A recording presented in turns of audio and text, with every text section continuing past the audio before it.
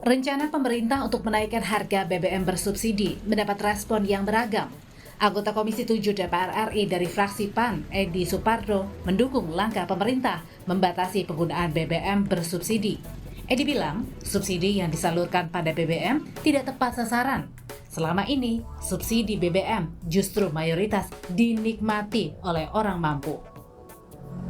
Edi meminta pemerintah segera mengambil keputusan agar subsidi BBM yang berasal dari APBN tidak semakin membengkak. Pertama, evaluasi harga BBM. Kedua, evaluasi pola pemberian.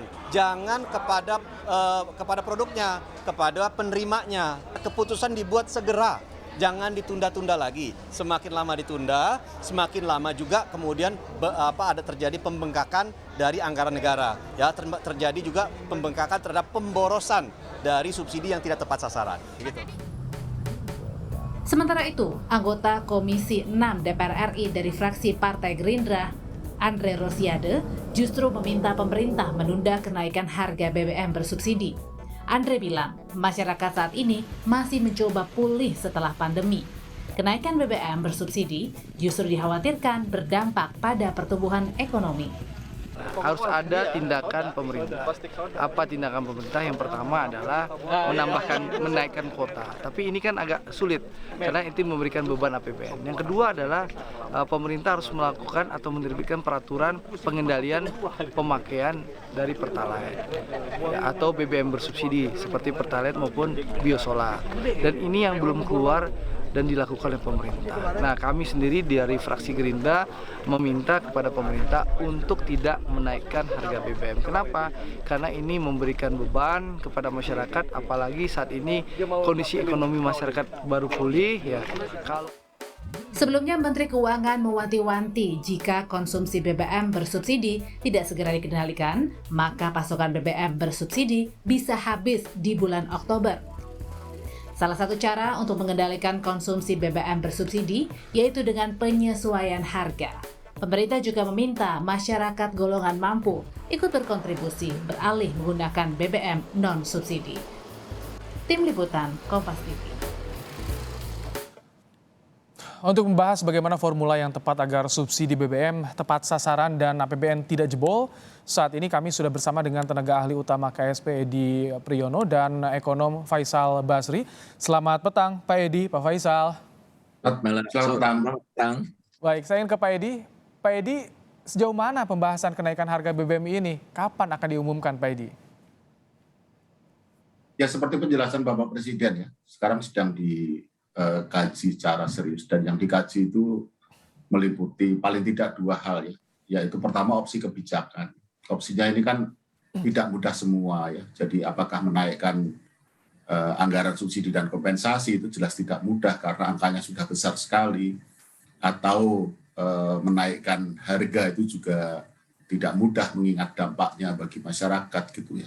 Membatasi penggunaan BBM bersubsidi atau yang dengan kompensasi juga bukan pilihan yang mudah ya, oleh karena itu sedang terus dibahas, dan kalau ditanya kapan, terus terang kami juga tidak tahu pada titik ini ya kapan gitu ya, tapi kalau kami sih selalu menyampaikan ya sebelum ada pengumuman resmi ya berarti tidak naik.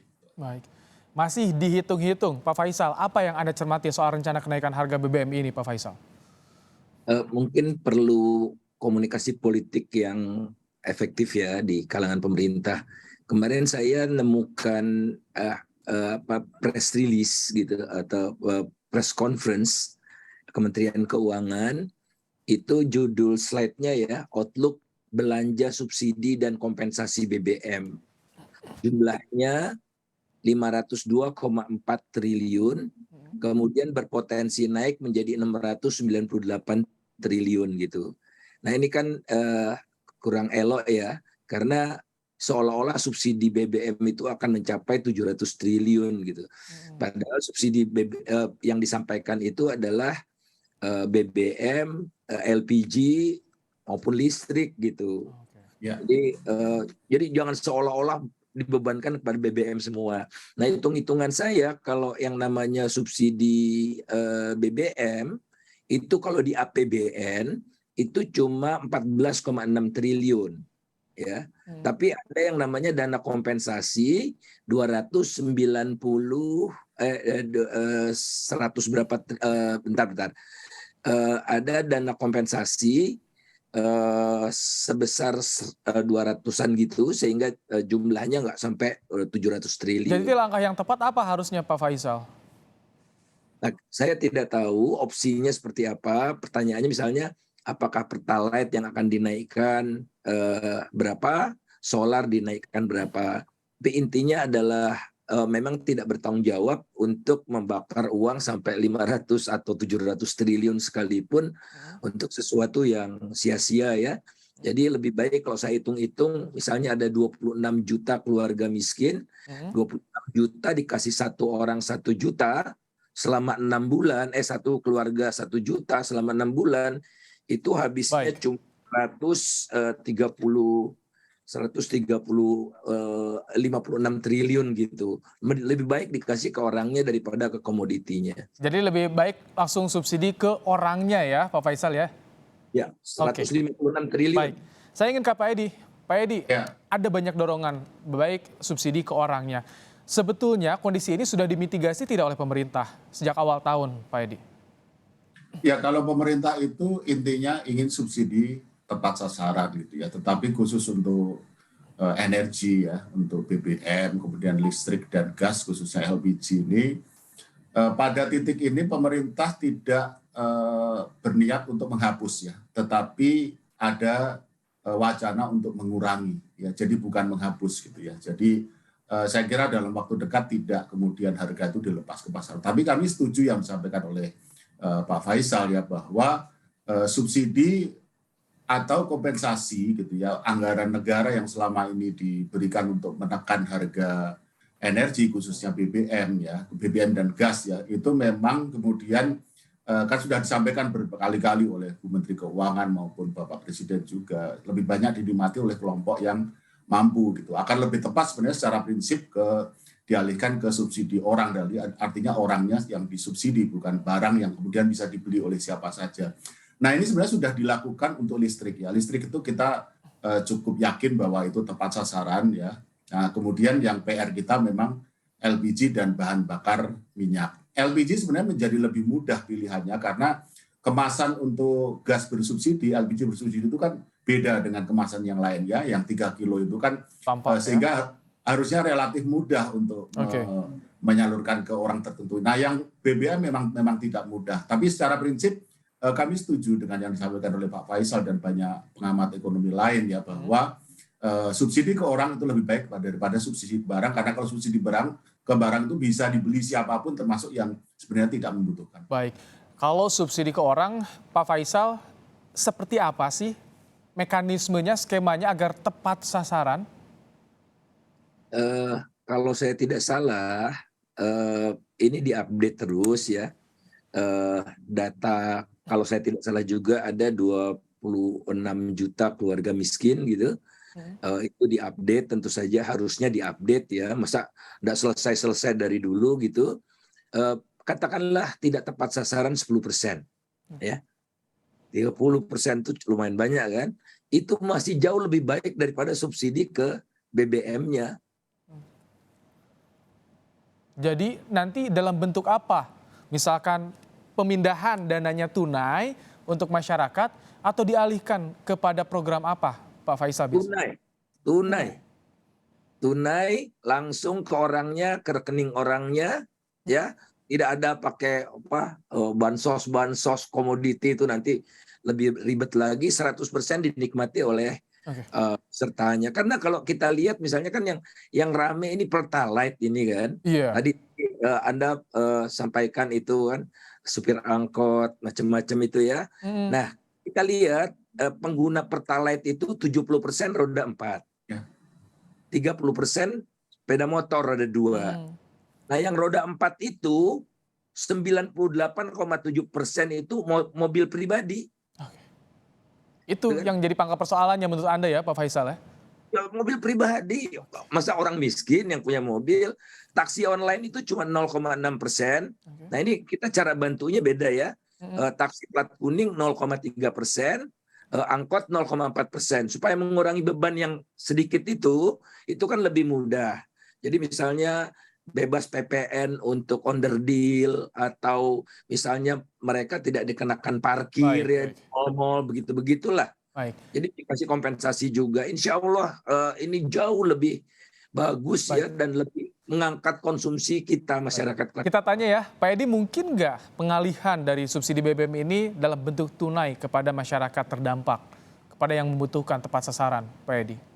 Sangat mungkin ya, kenapa tidak gitu. Dan ini sudah dalam rencana pemerintah sebagai bagian dari kalau nanti pada akhirnya dilakukan kenaikan atau harga BBM bersubsidi atau berkompensasi ini dinaikkan. Sudah ada dalam rencana pemerintah bahwa pasti akan dilakukan istilahnya penebalan bantuan sosial. Kita sudah punya skema-skema yang sifatnya permanen ya. Yang pertama adalah PKH ya, dana program keluarga harapan itu naik dalam arti uang ya, bukan dalam bentuk barang. Kemudian ada bantuan pangan non tunai, meskipun disebut non tunai tapi sebenarnya itu uang ya, uang tetapi tidak bisa diuangkan dalam arti diambil uang kalau mau standar gitu. Tapi juga ada keleluasaan untuk mengambil uang, tapi itu langsung ke rekening gitu ya. Nah, kemudian juga ada bantuan-bantuan yang lain yang sebenarnya tadinya didesain di masa pandemi ya. Kita punya bantuan subsidi upah, kita punya bantuan produktif usaha mikro, kita juga punya bantuan langsung Pak Edi, untuk pedagang kaki lima. maaf saya potong ya. Pak Edi, tapi kalau misalkan ini ada nanti ketika BBM naik, kan masyarakat yang terdampak akan lebih banyak, angkanya akan bertambah. Pak Edi, apakah ini nanti bagaimana pembaruan data penerima bantuannya seperti apa ke depan? Ya kalau masalah data, ini kan bahkan Bapak Presiden sendiri juga mengakui bahwa kita punya masalah dengan data ya. Nah, data itu selalu ada dua ya, kesalahannya itu yang disebut inclusion error, yaitu yang harusnya tidak layak masuk tapi masuk, dengan yang exclusion error yang harusnya masuk tapi tidak masuk. Nah, mekanisme koreksi ini terus dijalankan meskipun kita tidak bilang bahwa saat ini sudah perfect ya. Antara lain misalkan BLT dana desa. BLT dana desa itu salah satu syarat bagi penerimanya adalah belum menerima bantuan dari pusat. Secara implisit BLT dana desa itu adalah mekanisme untuk mengoreksi exclusion error. Oleh karena itu kami kalau dari kantor staf presiden menyarankan bahwa nanti kalau diadakan penebalan bantuan sosial bagi kelompok tidak mampu terkait dengan kalau memang betul-betul ada kenaikan harga BBM bersubsidi, maka BLT dana desa termasuk yang kami sarankan untuk ditebalkan, dalam arti mungkin ada tambahan, karena itu adalah salah satu cara kita untuk mengoreksi exclusion error. Kalau Anda bagaimana Pak Faisal ketika tadi harga dinaikkan, kan ini penerima akan banyak, soal data penerima bantuan seperti apa catatan Anda Pak Faisal?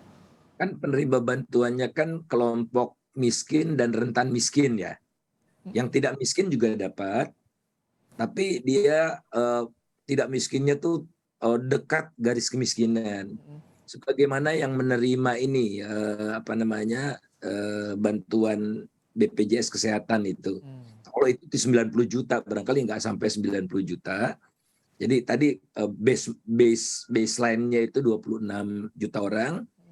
Sekali lagi sejelek-jeleknya data, jangan nunggu data bagus, kasih saja, nanti disisir satu demi satu, dicek waktu penerimaannya, mungkin bisa diupdate gitu ya. Sekali lagi kalau 5% aja kita bisa tekan, yang tidak tepat sasaran itu akan sangat membantu. Kalau ini pertanyaan sedikit, singkat banyak, apakah akan ada efek domino Pak Faisal ketika harga BBM naik? Udah pasti otomatis. Di seluruh dunia juga seperti itu. Tidak ada satu negara pun yang bisa menghindari kan. Efek dominonya itu sebetulnya sudah terjadi. Harga Indomie sudah naik, macam-macam sudah naik ya, kedelai juga naik. Itu kan akibat dari perang. Nah, jadi jangan ditumpahkan semua ke BBM. Kalau saya lihat dari waktu ke waktu kenaikan harga BBM itu dampaknya terhadap inflasi kian hari kian kecil gitu ya. Kalau dulu kan langsung blank belasan persen gitu. Baik, sedikit ke Pak Edi, tadi untuk mitigasi efek dominonya seperti apa nanti akan dilakukan oleh pemerintah selain bantuan langsung? Ya, kita sudah hitung ya bahwa sudah simulasikan bahwa kenaikan katakanlah Pertalite sampai dengan 10.000 itu dampaknya ke inflasi itu akan menambah inflasi sekitar 1,2%. Itu adalah peningkatan inflasi yang menurut kami bisa diterima gitu ya. Nah, kalau bagaimana memitigasinya ya tadi yang kita sudah bicarakan berapa kali itu, yang sekarang sedang disiapkan oleh pemerintah adalah penebalan bantuan sosial terutama kepada kelompok yang menengah ke bawah. Mau tidak mau langkah ini harus diambil karena seperti yang disampaikan pemerintah, kuota BBM subsidi kita semakin menipis, anggaran juga semakin membengkak jika teruskan subsidinya dengan angka yang serupa atau sama saat ini. Terima kasih tenaga ahli utama KSP Edi Priyono dan juga Pak Faisal Basri, ekonom yang telah berbagi pandangan dalam program Kompas Petang sore hari ini. Sehat selalu Bapak-Bapak.